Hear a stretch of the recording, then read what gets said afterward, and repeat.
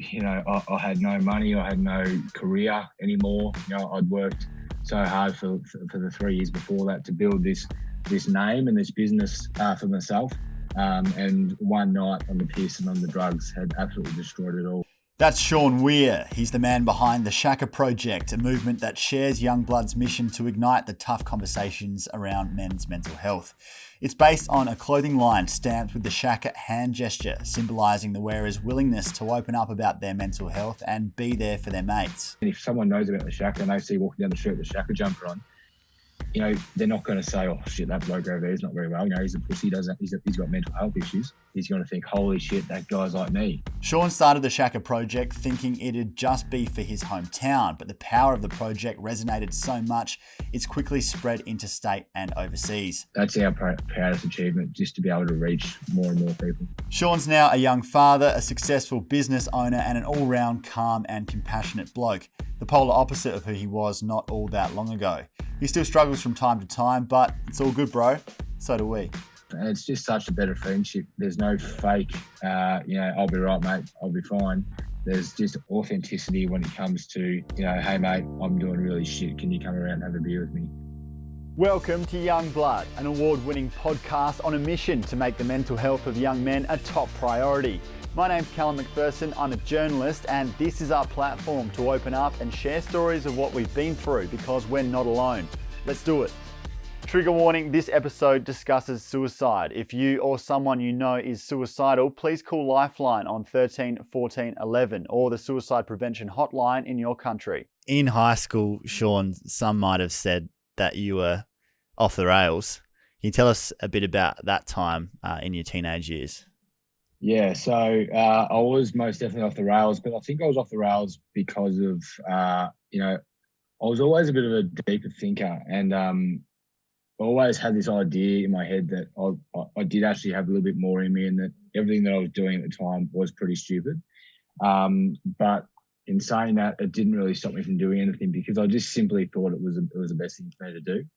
I thought it was cool, I thought I'd get the chicks, all that sort of stuff, the typical kid that's going through puberty that just wants to, get with every single chick that he sees and be the most popular kid. You just saw that as a way of getting an identity.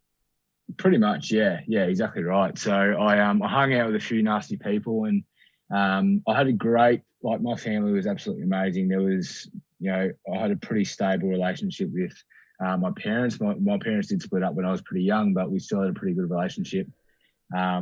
So my mum sort of raised me, majority of my teenage years, and great relationship with her.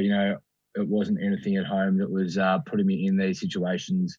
And then when I went to school, it was just like I was there for mates, and that's about it. I did enjoy learning, but again, I had that identity that, fuck learning. I don't want to do that shit. I just want to be able to do what I want to do. I want to be able to sort of live my own life and not let anyone control me and all that sort of stuff too. So, when I started to hit sort of 15, 16, my best mate at the time, we started getting on the grog and started to drink a fair bit. Every weekend we'd find house parties and just all that normal sort of teenage stuff that you get up to, sneaking out of the house. And, we used to have parties at my house, which used to turn into full on, benders for weekends and weeks in advance. So it got out of control pretty quick. Yeah. Throughout sort of the whole school time as well, I was still going to school, 5 days a week. I was still doing my study. I was still, going to class most of the time.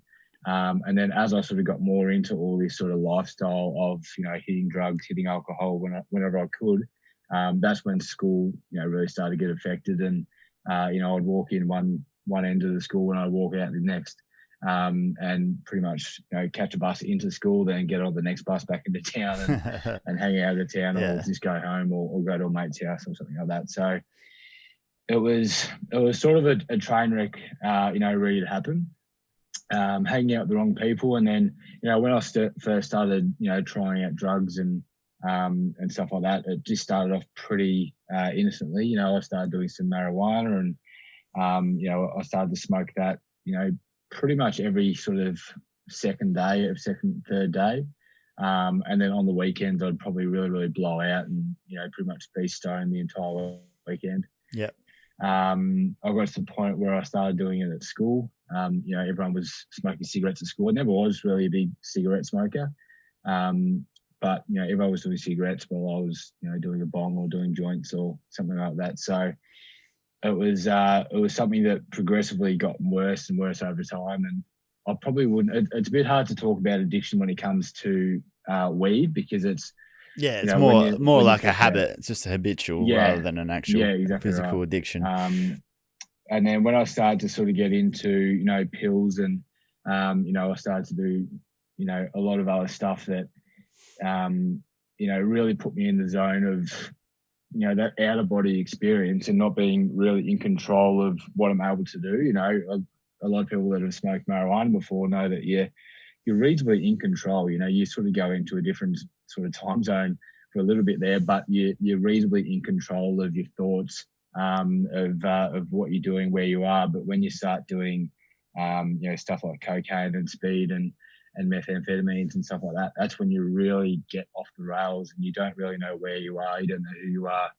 You lose all sort of ideology of how to act and how to treat people, how to treat yourself. Yeah, and is that partly as well that you're doing that at the time because you're trying to get away from that reality, rather than deal with who you are? Were you conscious of that, or was it something that you just did it and then it ended up going that way for a time?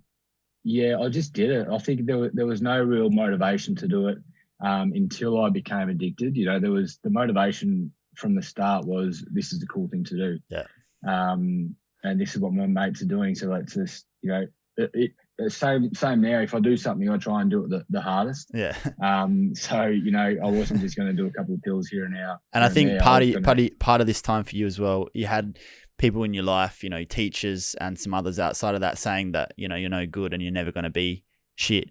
Do you feel like you took that on and sort of had a point to prove in that, okay, people are telling me that I'm nothing, I'm not going to be anything, so I'm going to be the baddest lad I can, sort of? Was that the mindset? Yeah, absolutely was. Yeah, there was definitely I did have a lot of teachers that told me, you're going to be absolutely no good, and you're never going to sort of amount to everything. I had people that were closest to me, family members that at the time I thought I was pretty cool, but I had some of my cousins and uncles and all that sort of stuff that they used to call me like the rebel of the family, and if you've got any issues, just go to Sean, he'll sort it out with all his mates. Yeah. And at the time I was like, oh yeah, fuck you, I'm the tough cousin. But in hindsight, I'm like, that's pretty fucked up. Like I was this because it's painting you into a corner. And it's sort of like, in a way, I mean, your ego doesn't care whether it's good or it's bad. You're getting given that identity, and, feeding that's going to feel good or feel like, that's how you're supposed to be, even though it's massively negative for your life. But when you're so young, you don't really have any way of changing that or knowing where that's going to lead. Yeah, absolutely right. And I was pretty proud of that. And then I think back 5 or 10 years later, I'm like, well, that's probably not something to be proud of. Yeah. My cousins were they were sort of private school boys and stuff like that. And I was off to this school that obviously wasn't a private school. And, I wasn't in school at all. They're getting a really good education. I'm off, doing drugs and doing whatever I could to get those drugs, committing crimes and, driving around in stolen cars all day and all that sort of shit. So, and you got you got a bit of a rep in the community and with the cops a bit. Yeah. So that came a little bit later. That's when I started, doing my personal training business. I started doing a PT when I was about 18 years of age. And I finished my certificate in personal training, and I worked in a few gyms around Ballarat, and then I decided to start my own business. And this all came from the idea of, being told that I was never going to be anything, and, being told that I was just that person that was just always going to struggle through everything, always going to struggle with addiction, always going to struggle with, constantly being in fights or being in trouble with the law. I thought, well, let's start a business and prove people wrong to a point, do this and it's going to be easy and it's going to work out. And I had no idea that it was going to be really fucking hard to start a business, especially at 18. At the I was a time, reasonably good personal trainer. did it feel like you were trying to prove others wrong, or you're trying to prove yourself right, that, deep down you didn't think you were worthless underneath it all, and that, perhaps that wasn't going to be the narrative for you? Was it about that, or was it very much a sort of a chip on your shoulder, fuck you, you're wrong, and I'm going to do everything to make you eat your words? Yeah, at the time, it was definitely prove other people wrong. And it took me, 3 to 4 years to really realize that it's nothing to do with that. It's all to do with proving yourself right. And that's a motto that I live with every single day. If I set myself a goal or a task or something like that to achieve, it's always about proving yourself right. And I've got clients that come to me every single day that say, "Oh, look, this person said that I can't run a half marathon or I can't run a full marathon, so I'm going to prove them wrong." Yeah. I said, "Well, hold up, let's not do that, because even when you do it, they're not going to give a shit. They're not going to change their opinion of you. Yeah. You're going to do this, and then you're going to say, fuck yeah, I knew that I could do that. Yeah. I've smashed it off, and then we're going to do it again." Because that's the ultimate lesson, isn't it? We have to have that intrinsic motivation. That's the only way to actually stick to something and stay with the process. Anytime you hear anyone talk about being totally externally motivated, you know that it's in the wrong place, or it's not coming from where it needs to come from, and then it's not going to last, because the people who you're trying to prove wrong, they never really care. In your mind, you think, because you're living in your little bubble where, it's all about me in this world and everyone else is thinking about me all the time. But in reality, no one really gives a fuck that much, except for like your close family or you. So you're learning that lesson that, it's actually about what you need to do for yourself so that you can be a more effective human. But that can be a tough lesson to learn for people, perhaps when they achieve a goal and then realize, they saw a mountain in the distance and they got there and it was a pile of rocks, and you got to do that a few times before you realize that actually it's all about what comes from within. Yeah, absolutely spot on. Yeah, it's a crazy sort of reality to think about, and it took me so many years to really understand that, especially being, self-employed and owning a business. There is so much pressure when you start a business to do well and to do everything right. And I was in a really small regional town in Ballarat, and I was doing most things right. I thought they were the right things because I was going pretty well in the business. I was getting a lot of clients. I was, 19, 20 years of age. I was making pretty good money. And there's no real blueprint either. There's no real blueprint for you. And I've started my own business as well. But especially for you at that age in that town where you're going against the grain. Most people, I assume, are going out and getting a normal job or a trade or what you'd call a normal job. And then here's this young kid deciding that, no, he's going to do his own thing, break away from that. And then there's a lot of pressure in that itself, because people, you got to really believe in yourself, because other people are going to say, oh, there's no way he can do that, especially when you're coming from the reputation that you had. Yeah, absolutely right. And, all my mates went and got trades and, went and got sort of, 9 to 5 or full-time jobs. And then there was me that was training people in the morning, training people at night, and sitting at home all day. So I was definitely sort of the odd one out. And that was really scary. I had all my mates that were making, weekly really good money, and I was sort of on and off. If I had a really good week, I'd be all right. And then some weeks I'd have a really, really shit week. So, and that was running your own business. That was personal training back in the day. Again, I had no idea what I was doing. I just sort of jumped into it and just gave it my best crack. Yeah. And yeah, look, there was many times where I thought, fuck this, I don't want to do this. I'll just go and get a trade or get an apprenticeship, get a full-time job. That way I know I'm going to have a weekly wage coming in every single week. But there was that chip on my shoulder. I thought, no, keep going. Whether it takes 1 year, 2 years, 3 years, something has to come from this, because you love doing it. You enjoy doing it every single day. I had a conversation with someone yesterday. Actually, I worked in the gym all day yesterday, and they said, "Oh, it's a public holiday. Shouldn't you be away? Shouldn't you be this? Shouldn't you be that?" I said, you ask one self-employed person if they have public holidays off, and I guarantee you they'll say no, only because they love what they do. They absolutely love their profession, their job, their career, and public holiday, Christmas Day, New Year's Day, whatever it might be. If they've got a chance to do what they love, they're going to do it just like everybody else. So I had that passion to keep going with personal training and with fitness. And, you know, I kept pursuing it. And this was going through a time, you know, 1920, I was still hitting the drugs pretty hard. So, you know, 5 days a week I was a PT, I was all health conscious. And then 2 days a week I was a drug addict. Which makes it real hard to rock up on Monday, Tuesday, Wednesday. Absolutely, it does. Yeah, there was a few Monday mornings where I'd rock up and I'd either still be going from the weekend, or I'd just be really unhealthy, and I'd have to sort of, you know, try and cover that up and be that motivating, healthy trainer. It's not good for business, and it's not an easy thing to hide as well. And then you know that you're living at odds with yourself, because on one hand, you know, you're living the fitness lifestyle and being that guy, and then you're being a bit of a train wreck the rest of the time. What snapped you out of that? Yeah, so on my 20th birthday, I again, going through the motions, 5 days a week, solid PT, 2 days a week on the drugs, and I went out in Ballarat on my 20th birthday, and got absolutely, you know, just wiped myself off. I was at one pub, I got in a fight at that pub, and I went to another pub, and I sort of initiated a fight, and then I was walking down the street, and obviously the word got around that there was this absolute dickhead that was walking around different pubs and trying to start fights. So me walking to another pub, got pulled over by the cops, and I thought I could take on 5 cops. I could not. I definitely didn't have a fighting chance. So I got arrested that night. It was a pretty sort of, from what I can remember, you know, I tried to put up a pretty good fight with these cops, because I had this, you know, all this adrenaline running through my body. I had all these drugs running through my body.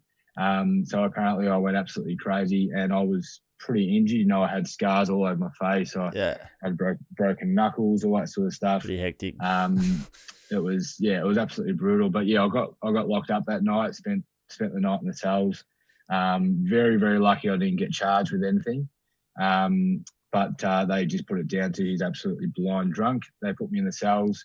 The next morning, I had to call mum and say, hey, can you come pick me up from the Ballarat police station? That was one of the hardest calls I've ever had to make. And the next probably 6 weeks after that were absolutely brutal. Again, living in a reasonably small town, word gets around really quick. And the word went around, you know, Sean from Sean Weir Fitness was arrested Saturday night. He was on drugs. He was blind. He was trying to fight cops. He got in heaps of fights.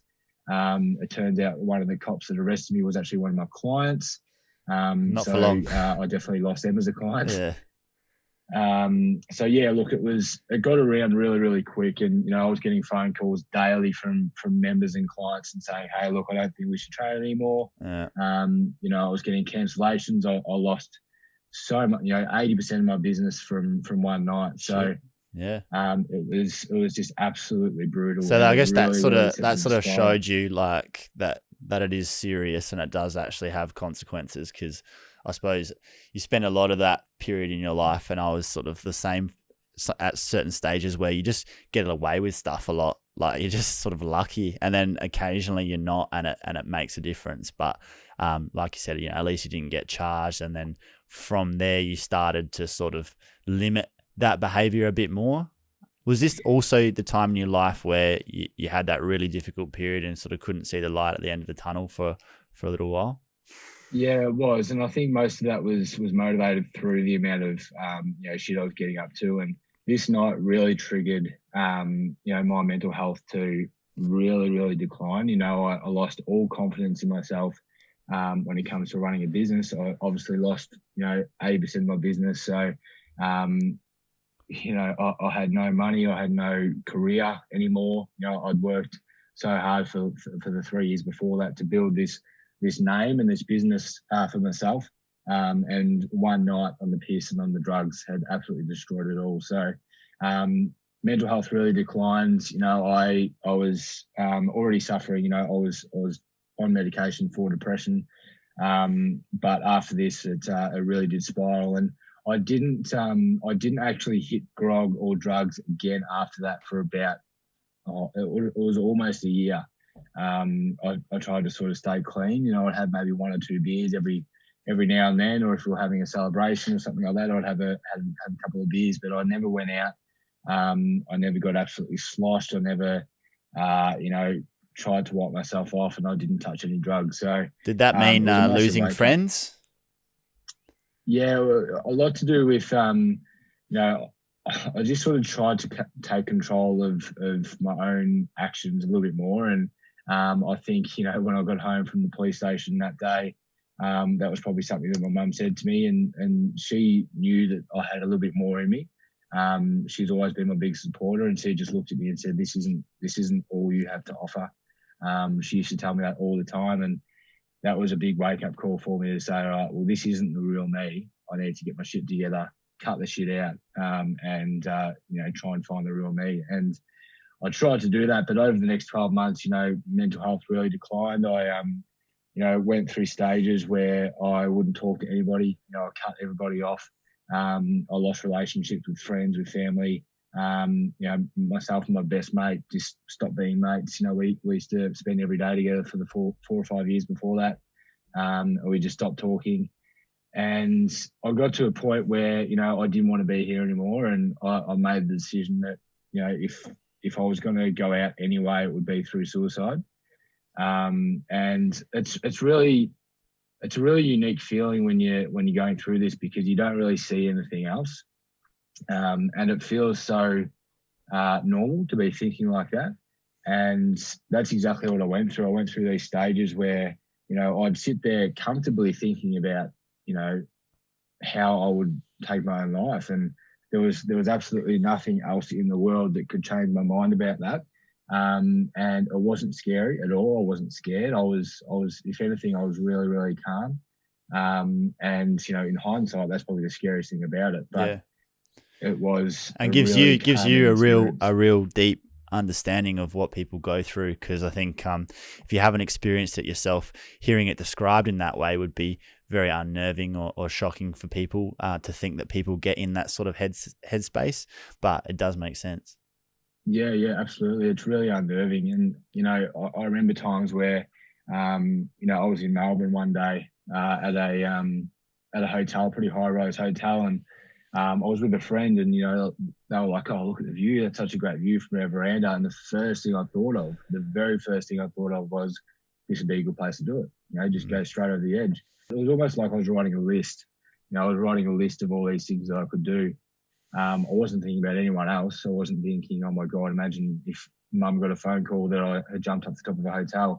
I wasn't thinking about my brothers, about my father, none of that crap. I was just thinking about, this is the best way to do it. And, it got to a point where I started to fight back a little bit. I thought, no, there's definitely more to life. It's got to get better. I just got to keep going. And then the next week I'll be back at it. And this is when I really, really started to realize I was going through some absolute, really, really bad mental health issues. And I started to seek a little bit more help. I started to see a psychologist. I started to reach out to my father. My father suffered depression for, half of his life. So I started to reach out to him a little bit. And it seemed to help a little bit that I was talking about it. I was getting to the point where I could talk to my family, my friends, and close relatives. But that unfortunately isn't the only solution to getting yourself on top of all of this. And I went through a few other things that really affected it, and again found myself back at essentially back at square one. And there was the last big moment that was a real game changer for me was when I used to go for Sunday drives. I used to get in my car and just go for a drive. I'd go to Melbourne, I'd go to Geelong, to Bendigo, wherever. I would just get in the car, I'd play some music by myself every single Sunday, and I'd just drive. I could be gone for 12 hours. It was just my way of getting out of everything. It was a pretty peaceful time for me, and at the same time, it was a really scary time because, again, I was back at that point where I was looking at things and looking at places and thinking, wow, it'd be a really good place to do it. Yeah, and you're being left alone with your own mind, which is often the most dangerous place to be. Really dangerous, yeah, absolutely. And there was one day where I went out to a bush that is very close to Ballarat here, and I was at a really, really low point in my life. There was really, I couldn't see a future back for my business, and that was my life that I'd built. I wasn't seeing anyone. I felt like I was, didn't have any friends, I didn't have any family, didn't have any support left because I just pushed them all away. And I was out in this bush and parked my car in this sort of open area, and I saw a big, sort of oak tree about 40 metres away, and I just lined the car up, and I thought, all right, this is it. And that's what I did. I put the foot down, and I went, pretty bloody quick through this bush. I was heading straight towards the tree. I closed my eyes, and I felt this massive crash at the front of the car. And I sort of, when I hit the crash, I sort of tried to, it's almost instinct to try and correct yourself with the wheel, and corrected myself and slammed the brakes on, opened my eyes, and I was sort of going through some shrubbery, and I was sort of on the edge of something there. And I thought, what's going on here? I was pretty straight through the tree, and I got out of the car. And this is the funny thing about a really fucked up story is I got out of the car, and the first thing I did was make sure my car wasn't scratched. And I was like, what the fuck am I doing? Like, I'm making sure my car isn't scratched. I was just about to total it. But what had actually happened is I was heading towards this tree, and about 2 meters before the tree, there was a ditch that was under bushes. And my left wheel had hit the ditch, and it bounced me off and pushed me straight into bushes. Which, in hindsight, you can call it a miracle, you can call it fate, you can call it, just a really bloody good accident. But whatever it was a massive wake-up call for me that there's something else that I need to be doing with my life. There's more that I should be doing. And I got into the car. My car was scratched, by the way. It absolutely fucked it up. It was a new car too, so I was pretty pissed off about that. So I got back in my car. I got out of the bushes. I cried for about 3 hours, and I wrote down all my feelings in this on this old piece of paper that was in my car. And I promised myself that was a day that I was going to start seeking help again, and I was going to start to look after myself, and I was going to make something of my life. And from then I've created my own paths, and it hasn't been easy. There's obviously there's still days which are really, really shit. But I built my business back up again. I started the personal training again. I started doing what I loved. I got completely off drugs, haven't touched drugs since. And I started to find myself again. I started to find a path that I wanted to stick on. And since then, I've created a business where I've now got 4 gyms around Victoria. And I'm doing personal training, obviously doing all the gyms, all the members, and all that sort of stuff. And I absolutely love to do it. And that's probably where the Shaka Project came in, where we created a lot of events in our gyms to raise awareness for mental health. And my biggest motivator to talk about my own mental health, my own story, is because I went through the ages of 16 to 20. I was that big tough guy that would always be in fights and never talk about his feelings. Again, with all the tattoos, I had these tattoos when I was pretty young, so everyone sort of looked at me as this sort of tough, gritty guy. And I wanted to be that tough, gritty guy that got up and spoke to all his mates and said, "Hey guys, I cry nearly every single day, and I'm really not doing okay." And that's pretty much how I started the Shaka Project, and ever since then, that was almost 2 years ago. It's completely changed my life. Do you remember the first time you did open up to your mates? It was actually one of my girl mates, and I'm still friends with her now. We've been friends since year 7, and she's always supported me through through high school, and she saw me throughout all of high school go through the highs and lows. Rock up to school high on drugs. Rock up to school in absolute hystericals because I was hallucinating and all that sort of shit. And she supported me the entire way through. And then at the end of high school, I sat her down and said, "Look, this is all mental health. I'm really struggling through this." There wasn't any sort of social media around then besides, Facebook had just started. There wasn't anything that we have today. There wasn't anything that you could reach out to, or there wasn't probably the amount of attention on mental health back then than there is now. Oh, no way. Which is obviously a great thing. So it was really, really sort of a bit of a shock to her. She didn't really know how to act and how to react to it. But it was something that was really big for me, and I was able to sort of talk to her about that. And then with my sort of guy mates and my group of mates, starting to do stuff in the gym like mental health awareness events, that started the conversation a little bit. And everyone sort of had the idea that, I was pretty passionate about mental health and I always wanted to raise money and awareness, but I never really had that conversation until I started the Shaka Project, and I sort of spilled the beans on everything. I pretty much told you the story that I just told you. And from then, the amount of blokes in my life that have come out and said, I suffered pretty much the same thing. I went through the same thoughts. I've felt that way. I felt that calmness that you feel just before you want to commit suicide. I'm so glad that I'm not the only one. I'm so glad that I can come and talk to you whenever I'm feeling like shit or we're feeling like that again. And every single day I got off the phone about 20 minutes ago to a mate that just said, hey, can I give you a bell? And he's going through some shitty times. And we just had a chat for 5 or 10 minutes. So every day now I'm chatting to my mates about the mental health. I'm checking in with them. Mates are checking in with me. It's just it's been an absolute game changer. And what does the Shaka represent? So the story behind the actual Shaka is my 7-year-old stepson. He's my best little mate. I've been in his life since he was 6 months old, and we've always sort of been bros and hung out and all that sort of stuff. And I took him to the playground a few years ago, and any sort of parent would know that if the kid comes off a slide or something like that.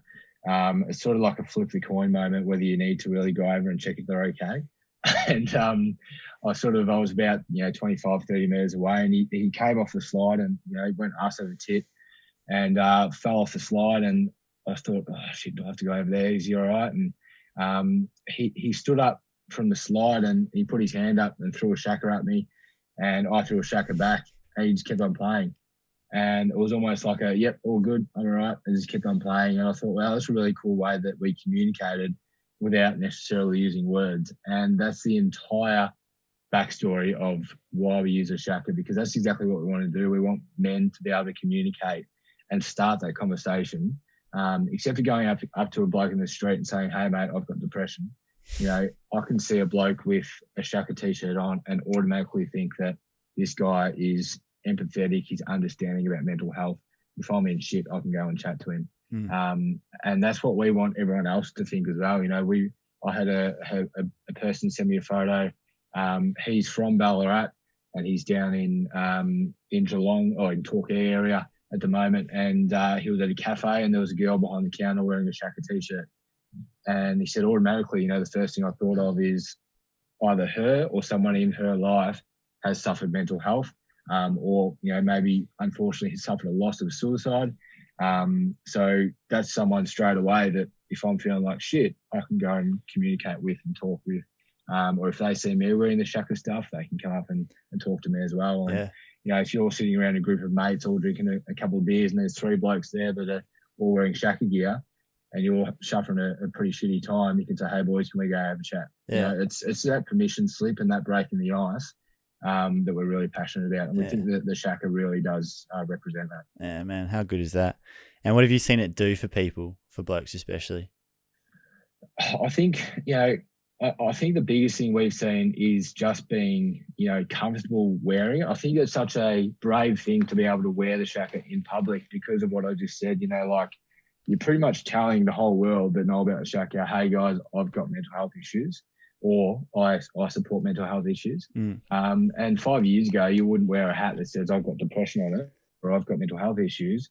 But now, if someone knows about the Shaka and they see walking down the street with a Shaka jumper on, they're not going to say, oh shit, that bloke over there is not very well. He's a pussy. He's got mental health issues. He's going to think, holy shit, that guy's like me. He's exactly like me. I've got Shaka stuff. I love the Shaka Project. That guy's, he might be the toughest looking bloke in the world, but have a look at him, he's wearing a Shaka. Yeah, it really is a beautiful thing because you're redefining what it is to be a man, and you're giving people men permission to be who they really are and actually say, hey, this is the manliest thing you can do. This is actually the toughest thing that you can do, that makes you the best friend, the best father, the best son, the best partner, to actually say to the world, here I am and I'm not perfect and neither are you, and that's all right, but let's talk about it, rather than just put on a front and pretend like it's all good until tragedy strikes. And it's such a simple way of doing it, but it's so effective, and it's so good because men are simple creatures as well. All it is just that simple. It's just that speak if you want, listen if you want, but just know that, this is a safe space and you're not going to have it thrown back in your face. And that can take a long time for people to warm to that, and maybe see other people in their life start to come to it, and then slowly brings them out of their shells. But it's just such a great way to do it, because it's not forcing anything. It's just saying like, it's all right. And it's so good, man. I really love what you guys do. Yeah, no, thank you, man. I really appreciate that. It really is simple, because it is just a logo. And it's just sort of that idea of, if you're doing okay, chuck a Shaka up. Yeah. We have Friday check-ins, which are on our Instagram every single Friday. We have a check-in, so we put up like our question box, and people can get in there and they can write whatever they want. They can be open about their life. We obviously keep it all private. If people reach out and say, look, I'm not doing okay, we try and get in touch with them. And it's such a simple thing to be able to just to throw in the Shaka and have that Friday check-in.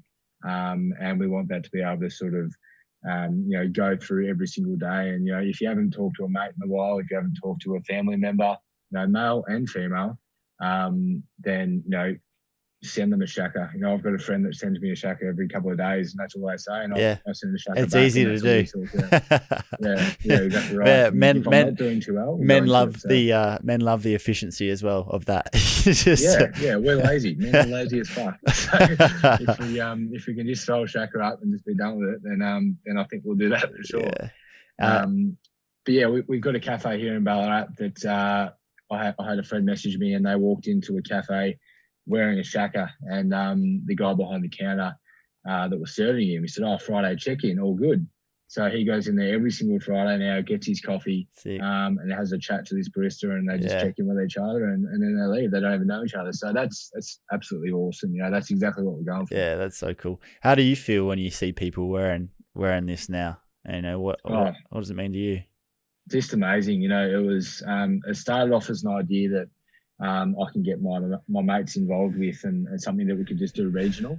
But it's grown all around Australia. We've got orders sitting next to me here from New South Wales, Western Australia. There's one from London in there, all around the country. And it's just incredible that there's so many men and women that will proudly wear the Shaka and proudly announce to the world that they either have mental health issues, they support someone with mental health issues, they may have lost someone, they may be struggling, or they may have overcome. So it's absolutely incredible. And when I see someone in public wearing it, I'll get the little giddies, and I'll always go up and ask for a photo and stuff like that, which is really, really cool for me. And it's just such an amazing idea, that this small idea that I got just to have with my mates has grown to affect so many people. And that's our proudest achievement, just to be able to reach more and more people. Yeah, and the transformation in you as well, from a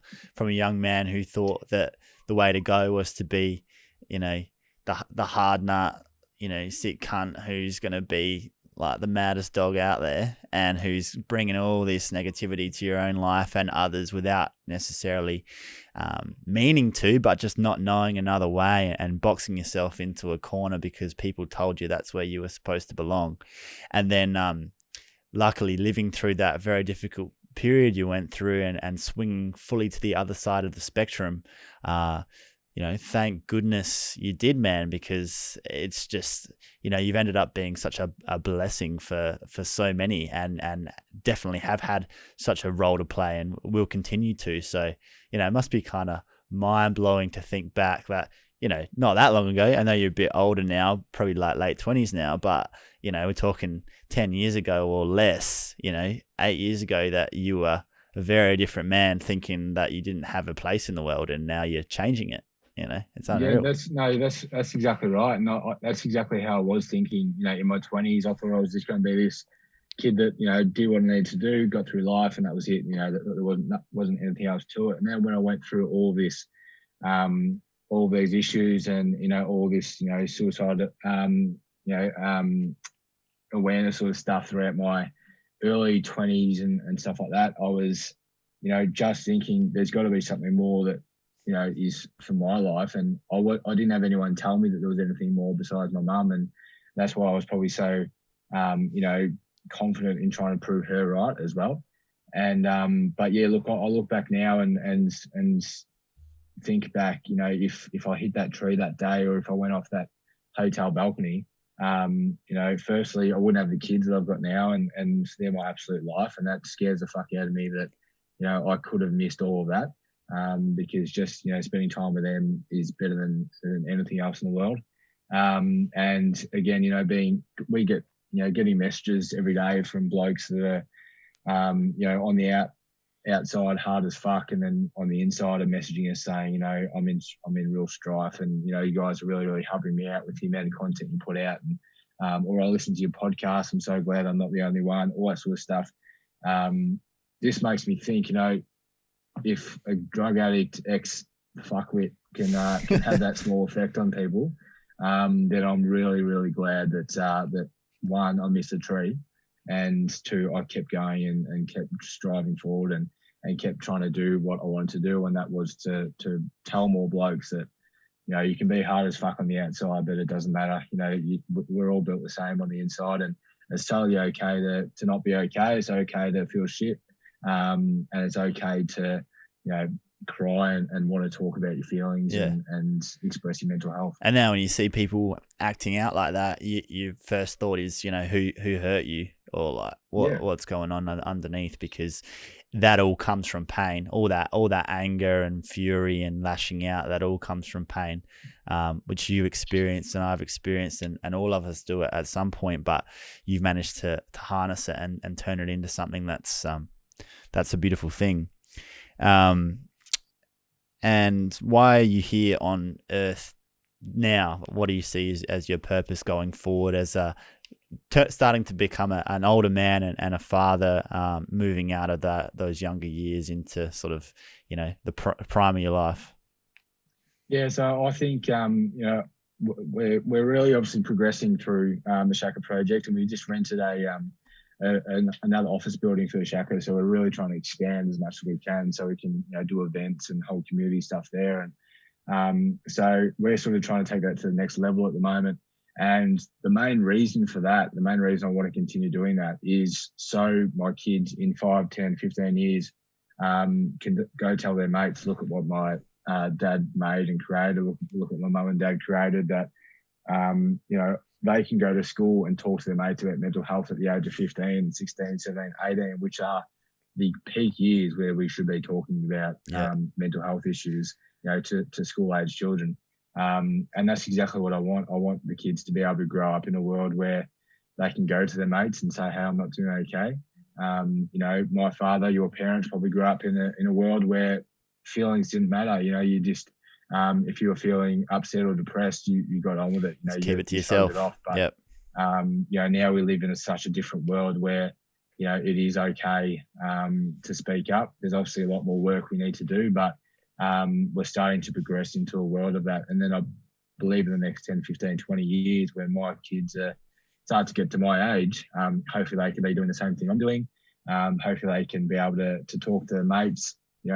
I'm not going to say that they're not going to go through issues, and that's what I've told them as well. You're going to go through your teenage years, and you will get upset, you will get depressed, you will get times in your life where you're completely lost and you sort of don't know where to go next. But if there's places that they can go, and if there's people they can talk to and resources they can reach out to, then I think that's the best legacy that I can leave. So I want to hit 1 million Australian men within the next 10 years.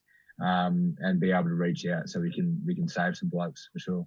Yeah, and then they're going to grow up in a different world, and their kids as well, and it's generational change that we're talking about. But like you said earlier, this wasn't around when you were going through it, and we've already come a long way, and it's just about adding all those voices together, and it's a gradual thing, but nothing to it but to do it, I suppose, in terms of Absolutely. just continuing to push out that sort of content and that message, and that you don't have to start your own movement to be part of it, but you're big on and I'm big on, be that bloke in your friendship group who, after you've talked about the footy or whatever, you're the one who says, so how's everyone actually going, which can be a scary thing for people to do, but you be that one who steps up and says that, until everyone's wearing shakas, whether that's in reality or metaphorically, be that person to step up in your own life and watch the ripple effect that has. And that's what you guys are all about, which I really respect so much. On that as well, can you just